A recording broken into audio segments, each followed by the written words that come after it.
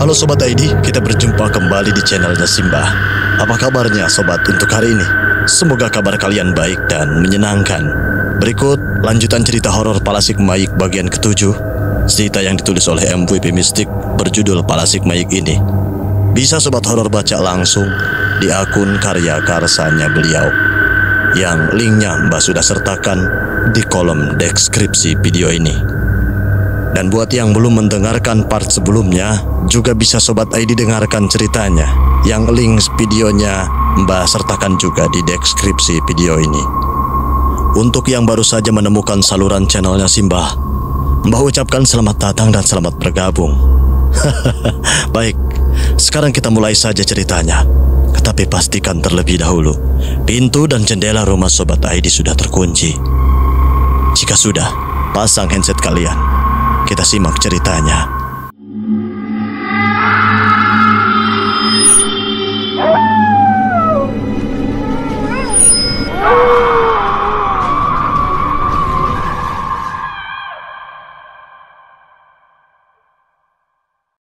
Hingga setelah sekian kali berbelok, Taufik akhirnya melihat sisi hutan yang terang dengan cahaya putih menyilaukan, menunjukkan di sanalah jalur keluar dari hutan.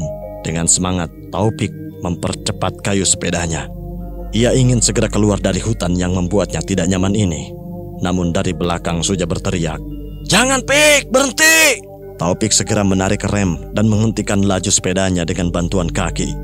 Ia menoleh ke belakang dan di sana Suja sedang melambai-lambaikan tangan ke arahnya. "Bukan ke sana, ke sini!" panggil Suja sambil menunjuk jalan yang justru menjauhi jalur yang Taufik ambil. "Tapi di sini terang, Om. Kenapa tidak lewat sini saja?" tanya Taufik. Suja lalu menggayu sepedanya dengan lambat ke arah Taufik. "Ke arah sini katamu? Sini Om tunjukkan." Suja menggayuh ke arah sisi terang itu bersama Taufik yang mengikutinya dari belakang. Ketika sampai di dekat jalur keluar itu, Taufik baru menyadari sesuatu. Ada angin yang cukup kencang dari arah sana dan gemericik suara air yang seolah berasal dari kejauhan. Suja lalu menghentikan sepedanya dan membuka ruang untuk Taufik meletakkan sepeda di samping sepedanya. "Lihat," ujar Suja. Taufik turun dari sepedanya dan berjalan ke sisi Suja. Seketika ia terkejut karena ternyata jalan terang yang Taufik kira adalah sebuah jalan keluar hutan adalah ujung tebing berbentuk jurang. Di bawahnya ada aliran sungai besar dan berarus deras yang menjadi percabangan Banda Gadang. "Kalau dari sana, orang tidak akan lihat ini jurang. Sama kayak kamu, main terobos saja dan cium biur," ujar Suja sambil terkekeh menirukan suara orang terjun dan jatuh ke air. Taufik bersyukur ia masih mendengar teriakan Suja untuk memintanya berhenti tadi, karena jika tidak, mungkin ia sudah mengambang di dasar jurang sana. "Ikuti saja," kata Om. "Kalau satu saja belokan kamu salah, nanti malah jadinya gak keluar-keluar," jelas Suja sambil mengarahkan kembali sepedanya ke jalur yang benar dan diikuti oleh Taufik. Perjalanan masih terus berlanjut hingga akhirnya mereka keluar dari area hutan itu dan berada di antara dua bukit kecil yang sejatinya adalah area puncak dari bukit yang mereka jelajahi sejak tadi. Kabut tipis menyelimuti beberapa bagian pepohonan yang ada di bukit itu, dan suara kicauan burung yang dari tadi tidak Taufik dengar selama di hutan kini mulai terdengar mengisi perjalanan ketiganya. Namun Taufik dan Fajri belum melihat adanya tanda-tanda pemukiman penduduk. Padahal kaki Taufik sudah ingin menyerah setelah menggayuh di medan berat seperti tadi. "Masih jauh, Om?" tanya Fajri yang duduk di belakang Suja. "Sudah tidak jauh, Jri. Kan sudah keluar hutan. Ini masuknya sudah jorong atas. Tapi memang belum area pemukiman saja," jelas Suja. Keduanya terus menggayuh di jalur yang cukup landai dan dingin. Hingga pada sebuah belokan, akhirnya Taufik melihat rumah pertama dari penduduk jorong atas sebagai awal tanda mereka masuk area perkampungan. Jika dibandingkan dengan keadaan jorong tengah, secara tampilan rumah dan suasananya jorong atas sepertinya tertinggal 10 tahun ke belakang. Atap rumah masih menggunakan daun rubio dengan rata-rata bangunan campuran pondasi bata dengan sisi bagian atas berupa kayu. Beberapa wanita masih terlihat menumbuk padi dengan lesung dan banyak anak-anak kecil tak berbaju yang berlarian di halaman rumah. Taufik memelankan sepedanya dan mencoba beramah tamah dengan setiap orang yang ia lalui. Namun karena tidak pernah di kampung ini, orang-orang nampak canggung ketika Taufik, orang yang belum pernah mereka lihat, tiba-tiba menyapa mereka. Sepanjang jalan kampung, Taufik terus menerka-nerka rumah mana yang akan jadi tempat tinggalnya dengan Fajri. Ia cukup khawatir ketika mereka mengarah ke sebuah rumah reot dengan dinding hanya dari anyaman bambu, atau rumah dengan atap yang mau rubuh dengan dinding penuh retakan. Namun beruntung, rumah-rumah semi hancur itu hanya mereka lewati. Lama-kelamaan, perkampungan yang tadi cukup ramai dengan belasan rumah sudah mereka lalui. Kini rumah-rumah yang ada semakin berjarak dan kondisinya kembali sepi. Beberapa lagi terlihat bukan diperuntukkan sebagai rumah, melainkan gudang penyimpanan hasil perkebunan. Menyadari mereka menjauhi lagi dari pemukiman, Taufik menyusul Suja untuk menjawab keraguannya. "Loh, rumah Mak Totinya mana, Om?" tanyanya. "Masih di sana," jelas Suja. "Oh, bukan di rumah yang tadi?" "Bukan," jawab Suja singkat. Kayuhan sepeda mereka akhirnya menghantarkan Taufik, Fajri, dan Suja ke sebuah kawasan dengan sebuah tugu yang sudah rontok catnya. Di tugu itu terdapat sebuah ukiran bertuliskan Corong Atas Nagari Banda Gadang. Namun keadaan di sana jauh berbeda dengan perkampungan di bawah. Suasananya sangat sunyi, berkabut, dan bahkan Taufik belum melihat satupun orang dan bangunan utuh berdiri di sana. Hanya ada beberapa bangunan setengah jadi yang sepertinya ditinggalkan pemiliknya, dan beberapa bangunan rusak parah di sisi kanan dan kiri jalan. Melihat keadaan seperti ini, Taufik justru merasa tinggal di rumah beranyaman bambu tadi lebih baik, karena berada di tengah-tengah lingkungan yang hidup ketimbang berada di desa yang mati ini. Fajri juga terus melihat ke segala arah. Bangunan-bangunan terbengkalai dan bahkan terlihat bekas terbakar tersebar sepanjang jalan yang mereka lalui. Semak belukar dan tanaman rambah sudah mengambil alih beberapa bangunan, menandakan sudah lamanya tidak ada campur tangan aktivitas manusia di sana. Tetapi kali ini Taufik tidak bertanya seperti tadi. Ia hanya terus mengikuti kemana Om Suja mengkayu sepedanya, menyusuri jalan yang sudah ditutupi oleh rumput. Hingga pada salah satu sisi jalan, Suja tiba-tiba berhenti. Senyumnya terkembang sumringah sambil menunjuk ke sebuah bangunan rumah gadang di kejauhan yang sudah roboh dan dirayapi tanaman jalar. Posisi rumah gadang roboh itu ada di tanah berbukit yang membuatnya lebih tinggi dibanding rumah-rumah yang lain.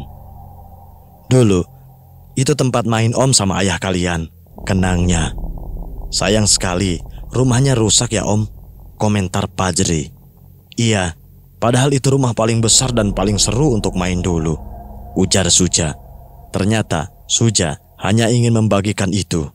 Setelahnya, ia kembali mengkayu sepedanya menuju sebuah rumah tua dengan atap triplek yang sudah lepas, menggantung di langit-langit dan seolah menunggu lapuk untuk jatuh. Sampai di sini, Taufik baru sadar tidak ada satupun orang yang ia lihat sejak melewati tugu tadi. "Ini dia," ujar Suja sambil menghentikan sepedanya dan turun. Di hadapan ketiganya kini ada sebuah rumah yang terlihat lembab dan tua. Ada dua pilar di bagian terasnya yang sudah retak dan seekor anjing yang tidur di depan pintu reotnya. "Mak Toti," panggil Suja dengan cukup keras hingga membangunkan anjing yang tadi tidur di depan pintu. Anjing itu menggonggong ke arah Suja. Namun Suja yang sudah terbiasa berhadapan dengan anjing tidak menggubris gonggongan itu. Namun tidak ada suara sahutan dari dalam. Taufik dan Fajri hanya menunggu dengan ragu. Apa ada orang yang tinggal sendirian terpisah di ujung jorong dan menempati rumah seperti ini? Tetapi tiba-tiba sebuah wajah muncul mengintip dari balik jendela yang dipenuhi debu. Taufik dan Fajri yang tidak siap terperanjat kaget dan hampir berteriak. "Mak Toti!" panggil Suja sekali lagi pada orang yang mengintip itu. Melihat Suja, ekspresi orang di dalam rumah itu seketika berubah. Wajahnya yang tadi terlihat waspada kini menjadi ramah. "Sebentar, sebentar," ujarnya dari dalam. Tak lama pintu tua itu terbuka. Seorang pria yang sudah pantas dipanggil kakek karena jenggot dan rambutnya yang sudah putih total keluar dari dalamnya, mengenakan baju usang dan celana pendek. "Mak Toti, ingat saya? Saya Suja," sambil menawarkan jabatan tangan. "Mak, dalam Minangkabau adalah panggilan kependekan dari Mama, pria dari suku yang sama dengan orang yang memanggilnya Mama." Mak Toti memandangi Suja beberapa saat. Siapa ya? Aduh, heran Suja. Ini temannya Kanda dulu, Mak. Suja anak si Opi. Oh ya, si Suja ya. Gemuk kau sekarang, jadi susah tebak tadi siapa. Elak Mak Toti yang ternyata juga cukup ramah di usia tuanya. Pandangan Mak Toti lalu teralihkan dengan Taufik dan Fajri yang hanya berdiri diam melihat dirinya dan Suja sedang bereuni. Ini anak-anak kau, Ja? Bukan, Mak. Anak si Kanda. Jelas Suja. Oh iya, sudah besar anak-anaknya ya? Mak Toti mengusap rambut Taufik dan Fajri secara bergantian. Iya, ayah kalian dulu kesini selalu sendirian ngantar beras. Jadinya kakek tidak tahu banyak paras cucu-cucu kakek ini, ujar Mak Toti yang memanggil dirinya sendiri sebagai kakek bagi anak-anak Kanda. Wah iya, Kanda mana? Dia tidak ikut? Tanya Mak Toti. Raut wajah Taufik dan Fajri seketika berubah menyadari hal itu. Mak Toti segera memandang ke arah Suja. Perasaannya seketika tidak enak, merasa ada sesuatu yang terjadi. Ada apa aja? Biar saya ceritakan dulu, Mak. Sekalian saya mau minta tolong, ujar Suja. Suja dan Mak Toti lalu izin berbicara di dalam rumah secara empat mata. Sementara Fajri dan Taufik menunggu di depan teras sambil menendang-nendang batu yang berserakan di halaman rumah Mak Toti. Fajri yang takut dengan anjing hanya bisa berlindung dari balik tubuh Taufik. Khawatir anjing itu akan menggigitnya jika ia terlalu dekat. Setelah beberapa menit, Suja dan Mak Toti keluar dari rumah. Tanpa mengatakan apapun, Mak Toti langsung memeluk keduanya. Kalian mau tinggal sama kakek? Kakek ini anggap saja kakek kandung kalian. Tapi kalau tinggal di sini, kakek tidak bisa kasih apa-apa selain tempat tinggal. Jelas Mak Toti yang sadar diri dengan keadaannya. Tidak masalahnya. Kami justru meminta maaf karena kami kesini untuk menumpang dan merepotkan, ujar Taufik. Siapa yang repot kalau yang datang cucu sendiri? Kalau kalian memang mau, silahkan. Rumah ini terbuka lebar buat kalian tinggal, ujar Mak Toti. Karena Mak Toti sudah mengizinkan dan Taufik serta Fajri juga tidak masalah dengan konsekuensinya. Akhirnya diputuskan mereka akan tinggal bersama sampai rumah Suja bisa menerima mereka kembali. Setelahnya, Taufik dan Fajri masuk ke dalam rumah itu. Di dalam ada dua kamar. Satu kamar berukuran agak besar dan satu kamar yang ukurannya lebih kecil. Lantai rumah ini juga masih berupa tanah yang ditutupi semacam karpet yang saking tuanya sudah menyatu dengan tanah. Di belakang ada dapur dengan tungku dari bara api dan tidak dilengkapi dengan kamar mandi.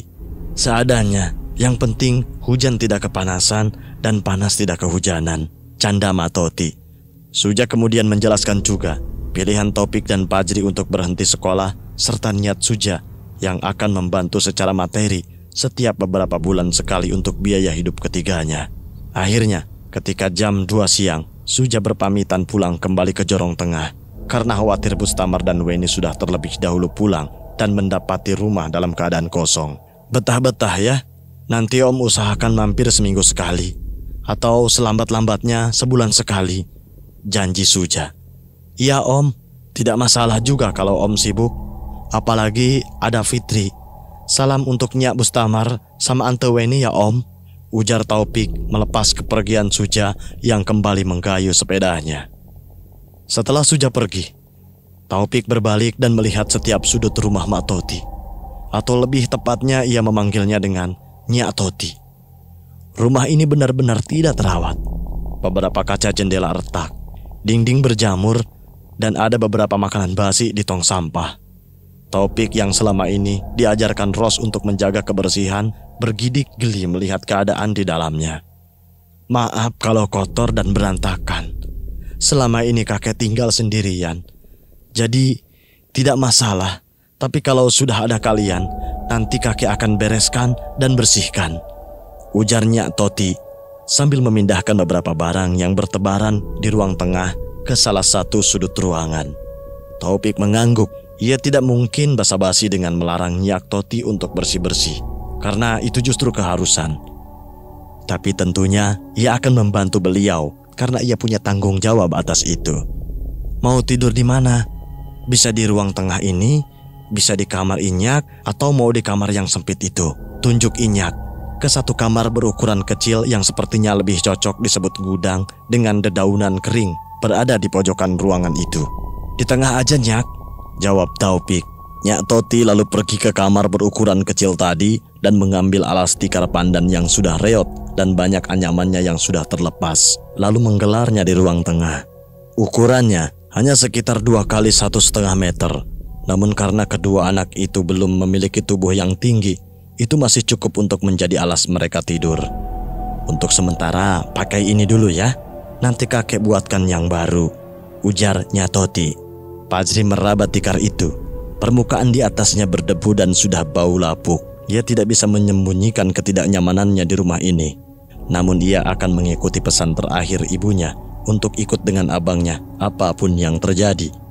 Sementara Taufik dan Fajri mencoba membiasakan diri. Nyak Toti nampak sibuk. Hidup puluhan tahun sendirian di rumah membuatnya bersemangat saat kedatangan tamu. Biasanya ia hanya rajin seperti ia menjelang hari raya, karena saat itulah Kanda akan menemuinya. Nyak Toti membuka beberapa bungkusan dari suja yang berisi makanan matang.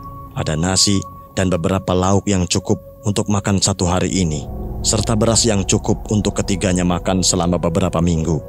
Ia menyalakan perapian dan mengeluarkan penggorengan tua miliknya untuk memanaskan beberapa lauk berkuah sebelum dihidangkan. Tak lama, ia membawanya ke ruang tengah, tempat anak-anak Kanda tidur, dan menyuruh keduanya segera makan. Belum makan siang kan? Makan dulu, ujarnya sambil menyodorkan piring kusam yang sudah berkerak oleh goresan pisau. Taufik dan Fajri menerima piring itu dan segera menyendok nasi beserta lauk masakan suja. Aneh rasanya, kehidupan mereka terasa begitu jungkir balik hanya dalam waktu beberapa bulan saja. Dari tinggal di sebuah rumah dinas nyaman dengan kedua orang tua yang menyayangi mereka, menumpang di rumah orang yang tidak mengharapkan mereka, dan sekarang mereka akan tinggal di sebuah rumah usang yang berada di sebuah jorong sepi bersama pria tua yang baru saja mereka kenal. Inyak makan juga, Nyak, tawar Taufik melihat Nyak Toti hanya memandangi mereka makan. Oh, lanjut saja. Kakek sudah makan tadi pagi. Nanti malam makan lagi, ujar Nyak Toti sambil menuangkan air ke gelas kaca kecil dan menaruh di hadapan anak-anak itu. Kakek tinggal sendiri di sini? Tanya Fajri mencoba mengakrabkan diri. Iya, kakek cuma sendiri. Tidak ada istri, tidak ada anak, apalagi cucu.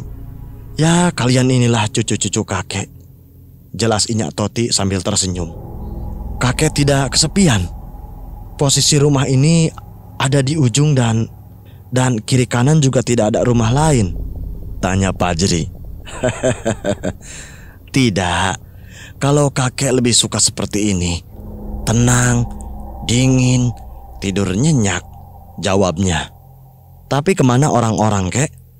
Tadi selama jalan ke sini cuma ada beberapa rumah, itu pun di sisi lain kampung. Begitu di sini cuma ada kakek saja, tanya Fajri lagi yang ternyata penasaran dengan keadaan di sekitar rumahnya Toti. Taufik yang tadinya fokus dengan makanan di piring, akhirnya ikut menyimak. Pertanyaan yang sama juga muncul di kepalanya ketika pertama kali melewati tugu tadi. Dulu ada longsor besar di kampung ini. Banyak yang meninggal karena bencana itu. Mereka yang selamat akhirnya pindah.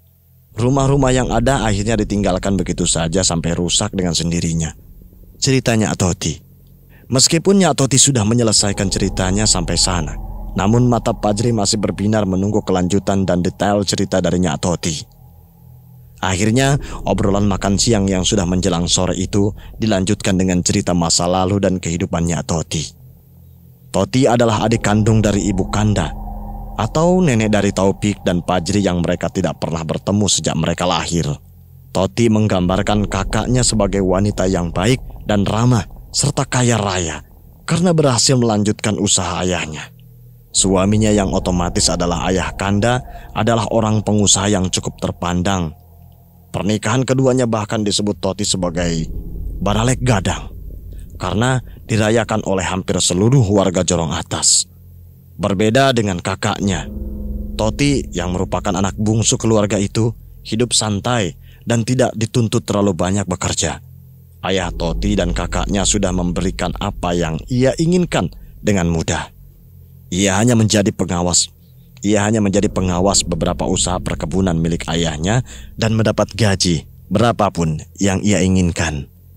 Namun, bencana alam berupa hujan lebat dan tanah longsor menghantam keluarga kakaknya dan desa Jorong Atas.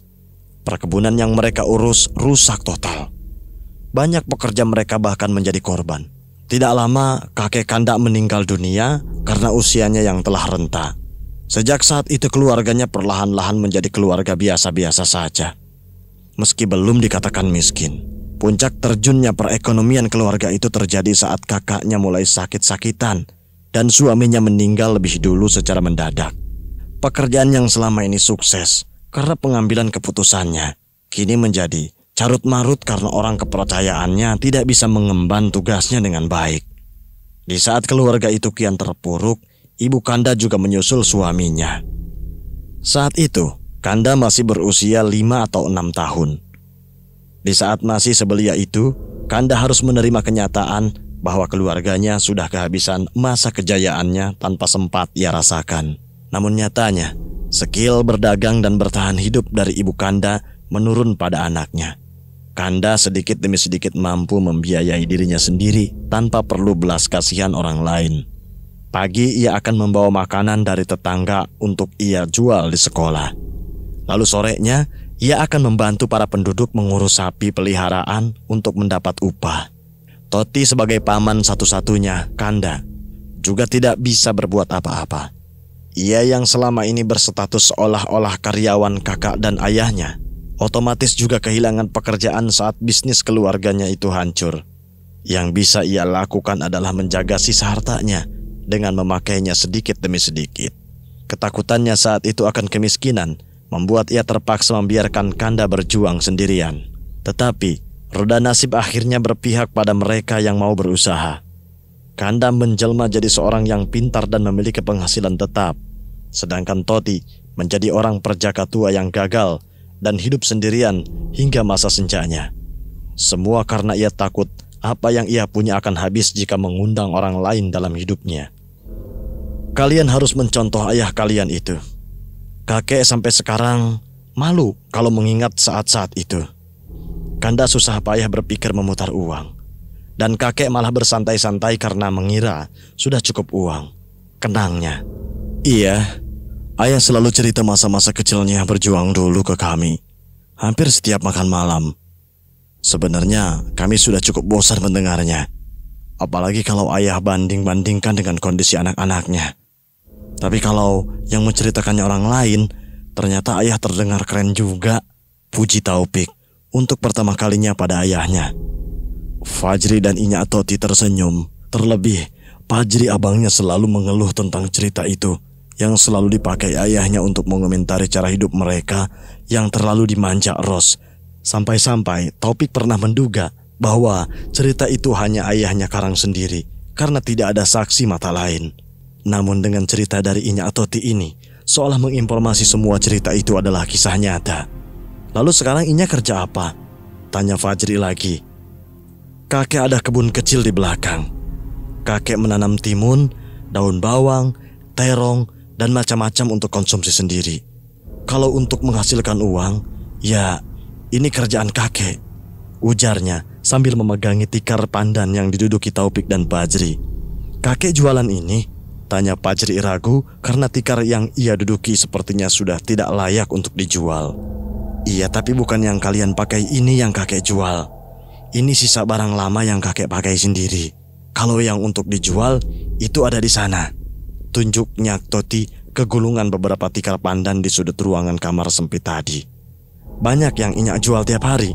Fajri masih terus mencecari Inya Toti dengan pertanyaan. Belum tentu ada yang membeli. Kadang dalam seminggu hanya satu yang terjual. Kadang dalam sebulan tidak ada yang membeli sama sekali. Tergantung kondisi, jelas Inya Toti. Memangnya kondisi bagaimana yang bisa bikin tikar-tikar ini laku, kek? Semakin banyak orang yang meninggal, maka banyak juga pembelinya, ujarnya Toti. Taufik yang awalnya bingung langsung memandangi tikar tempat ia duduk. Ukurannya, panjangnya, dan bahannya. Lalu seketika ia sadar. "Nya, ini?" Tanpa membiarkan Taufik menyelesaikan kalimatnya, Nyonya Aktoti sudah tertawa dan mengiyakan. "Iya, itu." "Tapi tenang, tidak ada yang bekas pakai. Semuanya baru," ujar Nyonya Aktoti. Di sebuah kedai di depan rumah sakit kota, Syahrel beristirahat sambil menunggu Bustamar. Weni dan Fitri keluar dari dalam. Sebelumnya, Bustamar sudah mengatakan bahwa sore ini cucunya bisa pulang setelah mendapat penanganan dari dokter. Syahrel tidak sendiri di kedai itu. Ia juga bersama dengan Doni, yang ia ajak ke rumah sakit agar nanti bisa membawa Weni dan juga Fitri pulang secara bersamaan. Selain keduanya, di salah satu sisi meja juga ada beberapa pria yang sedang berkumpul dan membicarakan sesuatu. Suara orang Minang yang keras membuat Syahrel yang berjarak beberapa meter di sebelah kelompok itu bisa mendengar percakapan mereka. Awalnya mereka menceritakan tentang pengalaman tidak terlupakan mereka saat berburu babi. Lalu dilanjutkan dengan pembahasan perbandingan anjing-anjing pemburu terbaik yang pernah mereka lihat. Sampai akhirnya mereka masuk ke topik tentang kejadian pada perburuan beberapa waktu lalu. "Memang benar ada yang ketemu mayat di acara berburu kemarin itu?" tanya salah seorang di antara mereka. "Iya, saya juga dengar kabar itu. Mungkin iya, mungkin tidak. Soalnya saya juga tidak ikut yang acara itu," jawab salah satunya. "Kalau saya yang menemukan, tidak akan saya ganggu itu. Ada-ada saja yang akan kejadian nanti," komentar yang lain. "Tapi ngapain ya? Kok orang sejauh itu dikuburkan? Kata orang-orang, mayatnya ada di tengah-tengah hutan. Tergeletak di atas tanah atau bagaimana?" "Bukan, ada lubang di tanah yang belum ditutup dan ada mayat di dalamnya. Korban naik tembak orang pusat bukan? Mungkin yang seperti itu masih ada sekarang," komentar pria lain. Mendengar obrolan itu, Syahrel mendelik penasaran. Dengan berbahasa basi, ia mencoba bergabung dengan obrolan itu. "Maaf, menyambung bang. Di mana kejadian orang menemukan mayat tadi?" tanyanya pada sekumpulan orang itu. Pria-pria tadi saling lihat, khawatir jika yang menanyainya adalah intel atau semacamnya. Namun, melihat Syahrel yang sudah sepuh, rasanya tidak mungkin. Ia adalah mata-mata. "Di hutan Bukit Pinturun, dak," ujar salah seorang itu. Syahrel hanya mengangguk dan tidak mengomentari apapun lagi. Ia lalu kembali ke bangkunya tadi dan mulai menghisap rokoknya. Sementara Doni hanya memperhatikan Syahrel sambil menunggu pria itu berbicara. "Kau masuk ke dalam, tanya ke Bang Tamar. Masih lama atau tidak?" perintahnya pada Doni. Doni lalu mengangguk dan masuk ke dalam rumah sakit untuk melakukan perintah tersebut. Sementara itu, Suja menggayu sepedanya sendirian, menyusuri jalan di antara puing-puing rumah rusak di jorong atas. Memori masa kecilnya seolah-olah berputar kembali, mengingatkannya bagaimana bangunan rumah-rumah itu dahulu ketika masih utuh dan siapa pemiliknya. Sambil tetap menggayu, Suja melihat ke jam tangan di lengan kirinya. Waktu saat itu baru menunjukkan pukul 2:30 sore. Namun keadaan desa yang terus gelap karena tertutup kabut membuat suasananya seolah-olah sudah menjelang maghrib. Sepertinya nostalgia sebentar tidak masalah, batinnya. Suja keluar dari jalan utama menuju ke bagian yang dipenuhi pepohonan tinggi. Di tengah-tengah pepohonan itu ada sebuah rumah sederhana yang sudah rusak berat. Pintunya sudah lapuk dimakan usia dan kaca-kacanya berlubang, bahkan pecah. Tanpa ragu, Suja memasuki rumah itu. Di dalamnya begitu lembab dan gelap. Beberapa tembok sudah hampir ambruk karena dijajah oleh lumut dan tanaman rambat. Namun perabotan di dalamnya masih lengkap meskipun sudah berserak-serakan. Suja membuka sebuah kamar yang tidak terkunci. Di dalamnya terdapat sebuah dipan dengan kelambu usang yang sudah bertumpuk debu. Suja memandangi dipan dan kelambu itu selama beberapa saat. Lalu ia menangis. "Ayah, pulang, nak," bisiknya dengan suara bergetar. Setelah merasa cukup, ia kembali menaiki sepedanya. Kali ini ia menggayu sepedanya berbelok dari jalan utama menuju sisi bangunan rumah gadang yang runtuh tadi. Jalan setapak dari batu yang dulu sering ia loncati, sekarang sudah pecah. Tiang-tiang kayu yang biasa digunakan untuk menaruh obor di kala malam juga sudah lapuk dan hilang menyatu dengan tanah ketika tumbang. Jalan menuju rumah itu juga sudah tertutup ilalang yang cukup tinggi. Ketika sampai di kaki rumah gonjong ambruk tadi, Suja menepikan sepedanya dan duduk memandangi desa tempat ia lahir dari ketinggian. Tidak ada yang ia lakukan selain hanya memandanginya dan membayangkan ia sedang berlari-lari di sana, bermain kejar-kejaran bersama teman-temannya dulu, hingga tiba-tiba, serak, serak, serak. Suara langkah beberapa orang yang berjalan di atas dedaunan kering terdengar dari belakang Suja. Lama sekali, ujar salah satu suara yang terdengar berat dan pelan. Semilir angin berhembus, menggoyang pepohonan berbatang ramping yang ada di sekitar Suja, hingga mengeluarkan suara mendesir. Namun tanpa menoleh, Suja menanggapi suara itu hanya dengan senyum. Ia mengambil beberapa bongkah kerikil kecil dan melemparkannya ke arah jalan desa yang kosong, menargetkan sebuah pinang tua yang masih tegak di depan jalan. Maaf, saya baru bisa pulang. Sudah lama kita tidak main sama-sama kan? Serak. Satu langkah terdengar mendekat ke punggung Suja. Suara napas berat dan tersengal seperti orang asma terdengar naik turun dari belakang tubuhnya. Tapi nanti saja kita mainnya. Rumah saya di Jorong Tengah sedang kosong. Anak saya juga sedang sakit. Nanti lain waktu kita main ya, ujar Suja lalu bangkit dan menepuk-nepuk pantatnya. Suja lalu berbalik dan mengambil kembali sepedanya. Tidak ada siapapun di belakangnya saat itu, hanya rumah gadang runtuh yang lembab dan gelap.